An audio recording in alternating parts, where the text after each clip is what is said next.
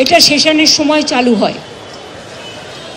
তারপর থেকে মানুষ ভোট দেবার অধিকারটা ফিরে পায়। এসব অনেক তথ্য, অনেক লড়াই, অনেক সংগ্রাম, অনেক জীবন যুদ্ধ, এই কাহিনী আজও ছড়িয়ে আছে। ডাবল ইঞ্জিন রাজ্যগুলোতে বিজেপি কাউকে ভোট দিতে দেয় না, আর সিপিএম শাসিত রাজ্য তো পশ্চিমবাংলায় আমরা হাতে নাতে ফল পেয়েছি। তাদের আবার বড় বড় কথা, কত ভাষণ দিয়ে বেড়াচ্ছে সোশ্যাল নেটওয়ার্ক তৈরি করে। পয়সার কোনো সীমারেখা নেই। কাজেই লড়াইটা কিন্তু লড়েছিল আমাদের সহকর্মীরা, জীবন দিয়ে মাঠে ময়দানে। সেসব দিনের কথা স্মরণ করে এই দিনটিকে আমরা শহীদ দিবস, মামাটি দিবস হিসেবে উৎসর্গ করি।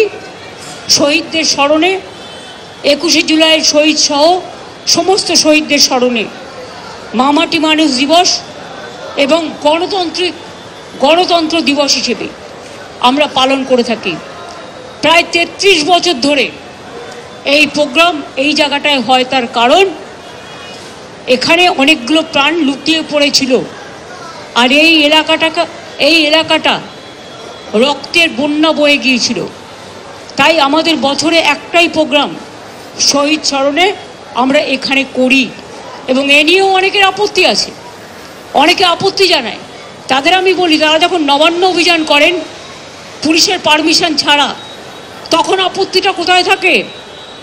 আমাদের প্যারালাল প্রোগ্রাম করতে গিয়ে তাদের প্রোগ্রাম করতে হয়। কই, তাদের যখন সেন্ট্রাল প্রোগ্রাম থাকে, আমরা তো প্যারালাল প্রোগ্রাম করি না।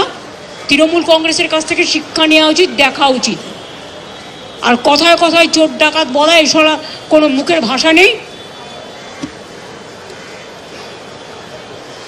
কত মানুষের উপর অত্যাচার, বাংলা ভাষীদের উপর অত্যাচার। আমি সব ভাষাকে সম্মান করি এবং আমরা সব সম্মান করি সমস্ত রাজ্যের মানুষকে, কিন্তু এর মানে এটা নয় যে বাংলা ভাষায় কথা বললেই তাকে জেলে পুরে দিতে হবে। যাক গিয়ে, সেসব কথাগুলো আগামীকাল মিটিং আছে, কালকে বলা যাবে। আপনাদের সবাইকে আহ্বান জানাবো, সবাইকেই আহ্বান জানাচ্ছি, ঝড় জল হলেও আসবেন, বর্ষা হলেও আসবেন। বর্ষায় ভেজা আমাদের অভ্যাস হয়ে গেছে, কারণ যারা জীবন দিয়েছেন তাদের চোখের অশ্রু এই দিনটা আমরা দেখতে পাই।